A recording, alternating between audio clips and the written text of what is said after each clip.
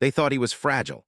Another quiet black man swallowed by the prison system, too soft-spoken to survive, too calm to understand the rules of survival inside a concrete coffin like Red River State Penitentiary. When the cell door slammed shut behind Marcus Thompson for the first time, no one cared who he was. No one imagined who he had been.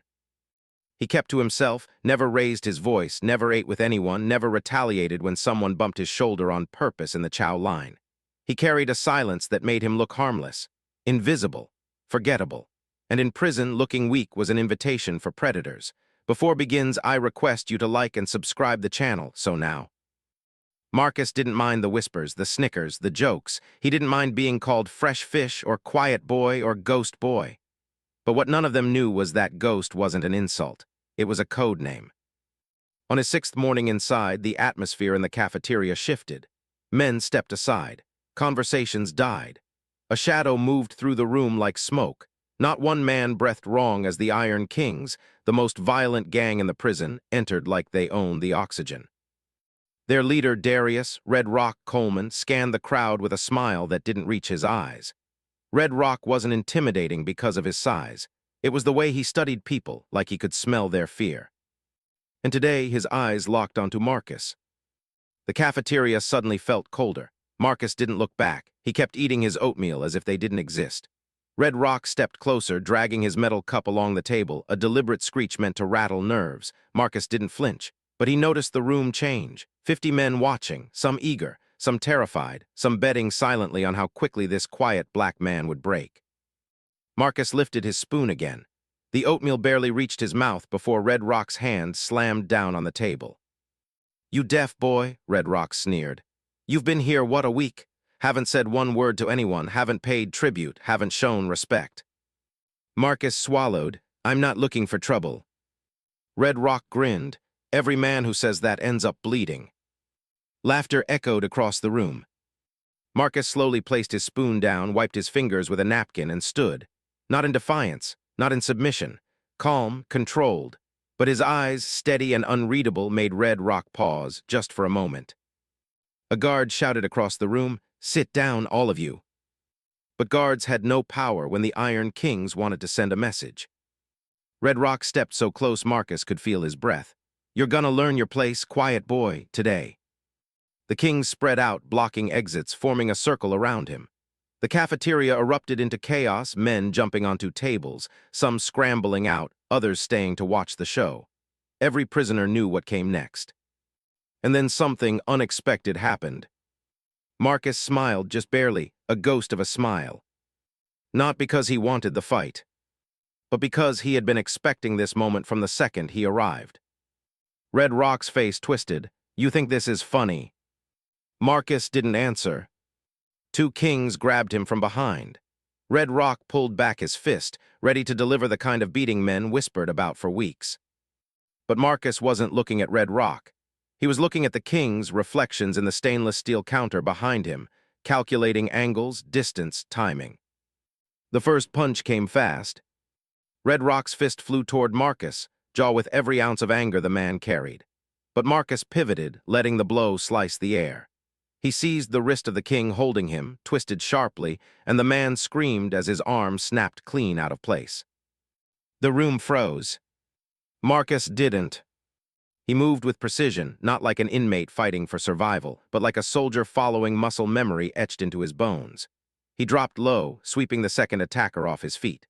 A third lunged with a shank. Marcus shifted, grabbed the man's wrist, disarmed him so fast that most inmates didn't even register what they saw. The metal clattered against the floor, spinning harmlessly away. The cafeteria exploded into gasps. Marcus grabbed the metal tray from his table and hurled it with deadly accuracy. It slammed into the forehead of another King, knocking him out cold. Red Rock stood stunned, momentarily unsure whether to charge or retreat.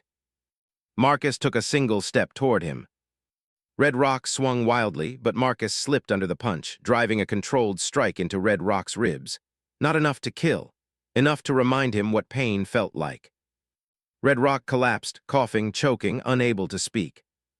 In just 10 seconds, 6 members of the most feared gang inside Red River were lying on the floor, groaning, unconscious, or too stunned to stand.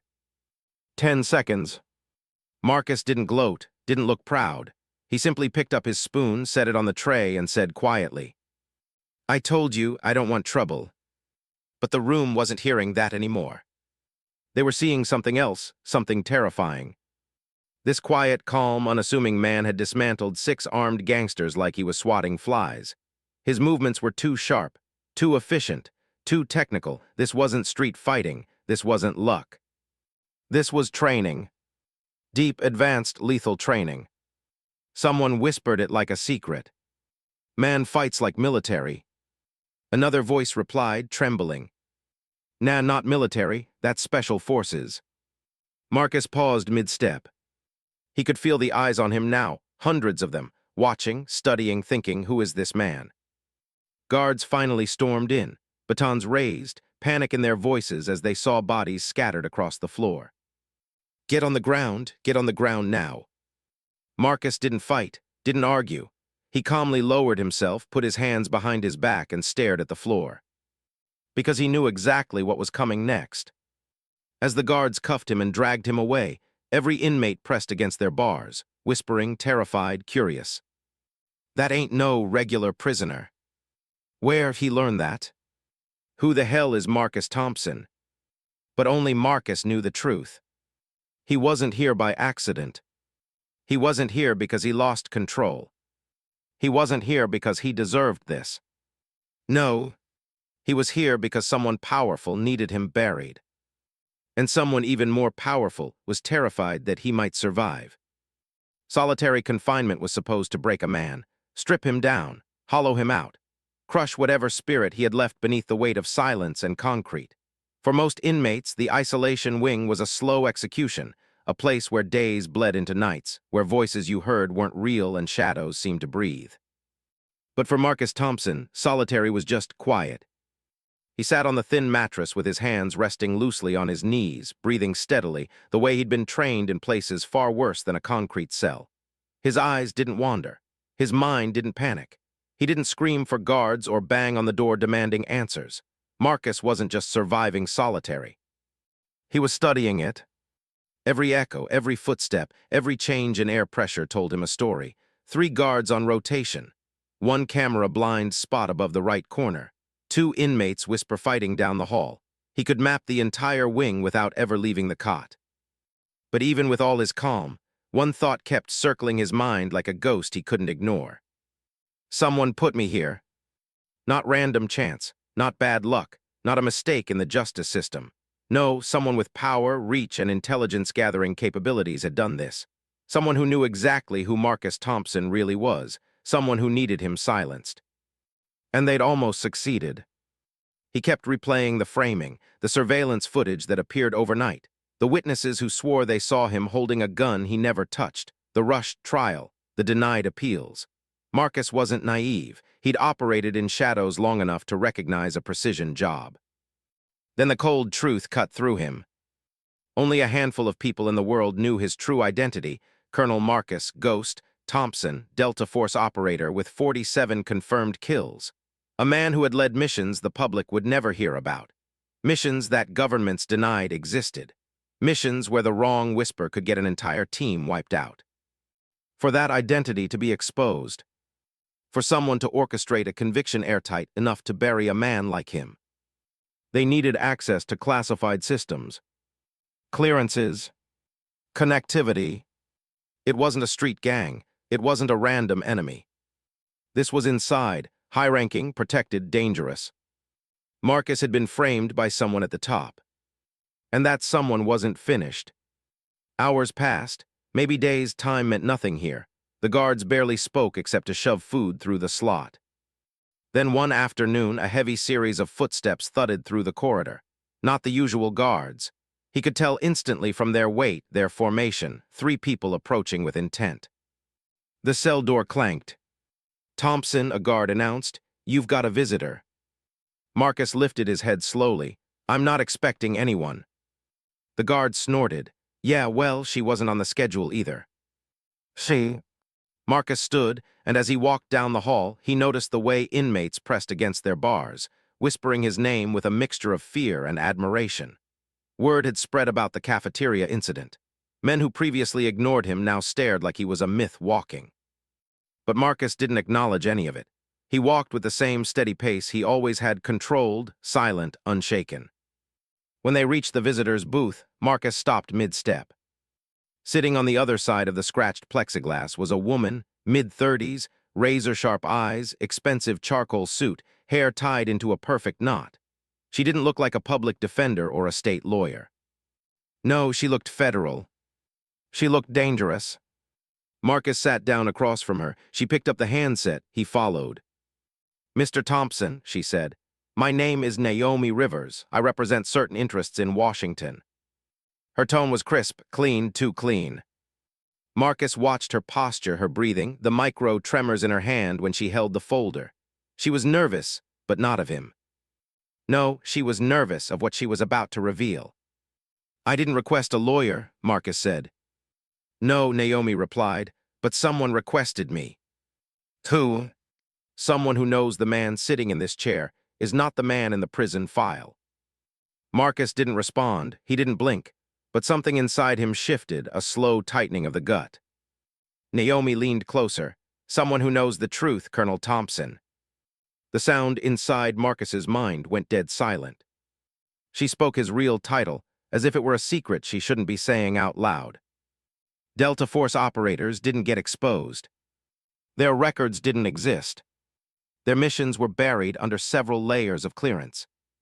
But this woman, she knew everything. And if she knew, so did the people hunting him. "Who sent you?" he asked again, voice low. "People who still believe in justice," she replied. "People who know you were framed for reasons that reach far beyond any robbery." Marcus studied her eyes, steady, determined, frightened by the truth she carried but unwilling to back down. She wasn't lying. She opened her briefcase and slid a thick manila folder under the plexiglass. Inside were pages of documents Marcus recognized instantly. Encrypted printouts, redacted mission logs, photographs of a weapons dealer he thought he'd never see again, satellite images of a compound he'd raided years ago. Operation Black Halo, the mission that should have exposed a traitor inside the military. The mission that had instead got him buried. "You discovered something during Black Halo," Naomi murmured, flipping pages. "Something that could cripple a multi-billion-dollar defense pipeline." Marcus remembered the moment clearly, the dying breath of a man revealing the existence of a leak inside the Pentagon. Someone high-ranking, someone with authority, someone selling military secrets to America's enemies. He reported it. He'd trusted the chain of command. That was his mistake. Naomi was still talking. "Your commanding officer, General Elias Mercer, received your report. 2 weeks later, he fast-tracked your arrest warrant." Marcus's jaw tightened. General Mercer. His mentor, his handler, a man he trusted, a man he would have died for, the man who pinned a silver star on his chest. The man who sold him to the wolves. Naomi kept going. "Mercer is part of a private intelligence syndicate funneling classified information to foreign contractors. When you uncovered evidence of his involvement, he panicked. But he couldn't kill you. Not yet. Too many eyes on you. So he buried me instead," Marcus said, voice hollow. "Yes, but now that you're inside," Naomi looked around the room, her voice lowering. "He wants you erased entirely. You know too much. You're the only living witness with direct knowledge of the leak. If you die in prison, it's a closed case. No loose ends." Marcus nodded slowly. He'd suspected it, but hearing it confirmed made the air thicker. Naomi took a breath. "We're working on overturning your conviction. We've uncovered massive evidence tampering, deleted footage, paid witnesses, forged affidavits. You could be out in days." Marcus wasn't relieved. He knew what that meant. If he was about to walk free, Mercer wouldn't wait. He'd strike first. Naomi seemed to read his thoughts. "We need you alive long enough to testify, but you must understand we are not the only ones involved."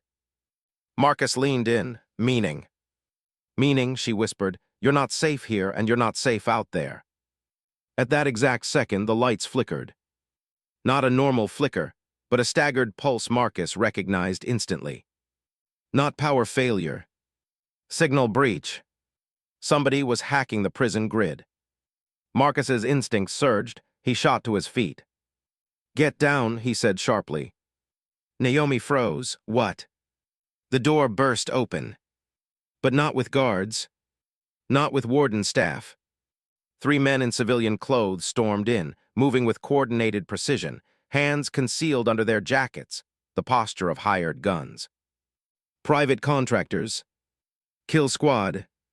Sent by General Mercer. "Colonel Thompson," the lead man said, his voice flat and empty, "you're coming with us, quietly or in pieces." Marcus stepped in front of Naomi, shoulders tightening like coiled steel. He'd been hunted before, but never by the man who once called him brother. The room froze the moment the contractors entered. Their faces didn't show anger or emotion, only the blank, neutral stillness of men who'd killed so many times it no longer meant anything. Their suits were too tailored, their movements too clean, their formation too perfect. These weren't thugs. These were professionals. Mercer's professionals. Naomi's fingers trembled on the tabletop, but she masked it behind a steady glare. "You can't be here," she said. "This facility is under federal." "Not today," the contractor interrupted. "Today it belongs to us." Marcus positioned himself between her and the men, his breathing slowing, his shoulders dropping in that familiar calm that came only before violence. The lead contractor pulled a suppressed pistol from under his jacket and placed it casually on the plexiglass ledge, like he was setting down a cup of coffee. "You've caused enough problems, Colonel," the man said. "General Mercer sends his regards." Naomi's face went white. Marcus didn't answer, he didn't threaten, he didn't posture. He simply analyzed. 3 men in the room, 4, maybe 5 more moving through the prison halls. He could hear the faint, rhythmic footfalls down the corridor, boots striking concrete in coordinated tempo. The power grid disruption meant surveillance was down. Guards were likely neutralized or bought off. This wasn't an intimidation. This was an extraction. Kill him here, drag his body out, burn the evidence. Naomi swallowed hard. "They're not going to let you take him." The lead mercenary smiled. "They already have." He raised the weapon. But Marcus moved first. A metal chair slammed into the plexiglass barrier, spiderwebbing it. The sound ripped through the room like a thunderclap. Naomi ducked as glass shards rained across the floor. The mercenaries flinched, not out of fear, but calculation. Marcus dove low, grabbing Naomi's arm, pulling her behind the overturned visitor booth. Bullets tore through the air where they'd been standing. The mercenaries spread out, advancing with synchronized steps. Marcus scanned the environment, limited cover, 1 exit, no weapons on his side except. His eyes locked onto the fire extinguisher mounted near the door. "Perfect," he whispered to Naomi. "When I move, run behind me, don't stop." She nodded, clutching her briefcase like it contained the cure to death. Marcus sprang out from behind the booth, sliding across the glass-covered floor, grabbing the fire extinguisher mid-motion. A bullet grazed his shoulder, a hot sting, nothing more. He hurled the extinguisher like a missile. It exploded against the lead mercenary's chest, knocking him back. Marcus followed with a rush, using the spray of white fog as cover. He seized the man's wrist, twisted, disarming the weapon with brutal efficiency. Bones cracked. The contractor screamed. Marcus didn't let him fall. He swung the man's limp body forward as a human shield as 2 more mercenaries fired. Bullets thudded into the dying man's back. Marcus pushed the body forward into the shooters, sending them stumbling. "Naomi now," he shouted. She darted through the fog, sprinting into the hallway. Marcus sprinted after her, grabbing the fallen pistol off the floor. The hallway was chaos, alarm lights flashing, sirens warping into static, prisoners screaming from behind locked doors. Marcus grabbed Naomi's hand. "Downstairs."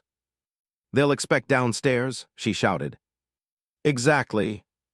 Marcus pivoted instead, dragging her up the metal staircase toward the restricted control tier. He knew Mercer's men wouldn't expect a move toward the higher levels. They'd think he'd try to escape, not gain ground. Marcus wasn't escaping. He was hunting. As they reached the landing, a mercenary rounded the corner. Marcus shoved Naomi aside and rammed into the man hard enough to knock him into the railing. The mercenary swung a baton at Marcus's head.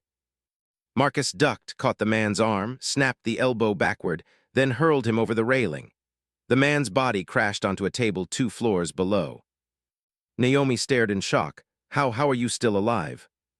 Marcus didn't look at her, because they trained me to survive places worse than this. They reached the upper corridor. A locked security door blocked their path. Naomi shoved the stolen ID of a fallen guard into the scanner. It beeped red. Denied.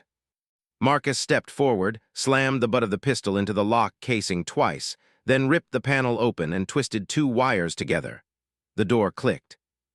They slipped inside the upper control bay as the contractors swarmed the lower floor.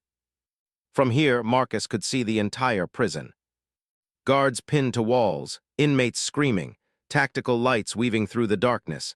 The entire structure had become a battleground. Naomi closed the door behind them, chest rising and falling rapidly. We need backup, real backup. They're coming, Marcus said. She blinked. How do you know? Marcus pointed to the red strobe pattern flickering on the control monitors. That's a federal breach code. You triggered it. Naomi stared at him, stunned. You recognized the pattern. I helped design it. For a second, Naomi forgot they were seconds from death. Then boots thundered down the hall. Marcus pulled her behind the console. Stay low. The door slammed open. 3 mercenaries entered, their rifles sweeping the room, lasers cutting through the darkness. Marcus breathed once, slow, deep. Then he moved. He grabbed a monitor, ripped it from its mount, and smashed it into the first mercenary, shattering electronics across the man's face. Before the second could aim, Marcus shot out his knee, sending him screaming to the floor. The third swung his rifle like a club. Marcus ducked under the swing, came up behind him, wrapped an arm around the man's neck and twisted sharply. A dead weight hit the floor. Naomi stared at Marcus as though he were something other than human. Colonel, how did they ever think prison would hold you? Marcus checked the hallway. Prison wasn't supposed to hold me, it was supposed to kill me. A distant thunder rolled through the building. Naomi rushed to the window. What was that? Marcus looked too. Black SUVs were crashing through the front gates. Dozens of federal agents poured out in full gear. Backup had finally arrived. They're here, Naomi whispered in relief. Marcus didn't relax. Mercer not going to give up, he said. He'll just find another way.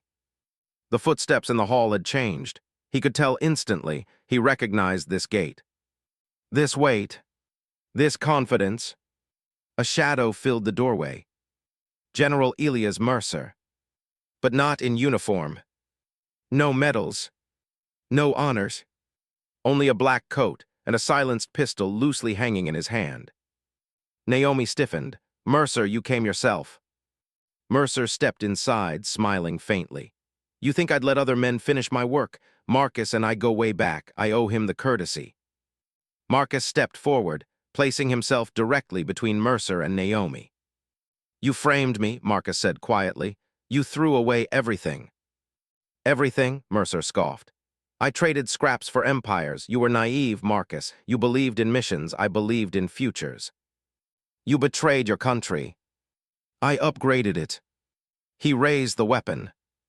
Naomi gasped, but Marcus didn't move. He stared directly into Mercer's eyes, no fear, no hesitation.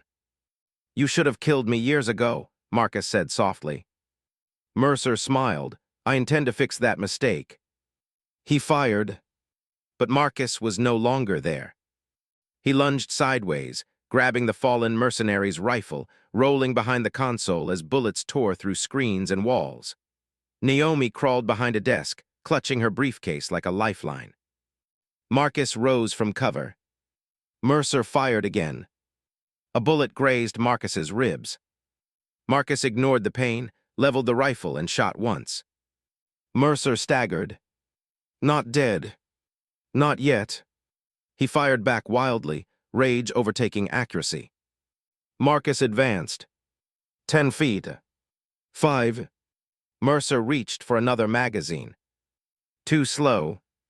Marcus kicked the pistol away, grabbed Mercer by the collar, and slammed him against the console. Mercer coughed blood, eyes blazing with hatred.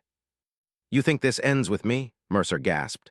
There are others, bigger than you know. I was the smallest piece.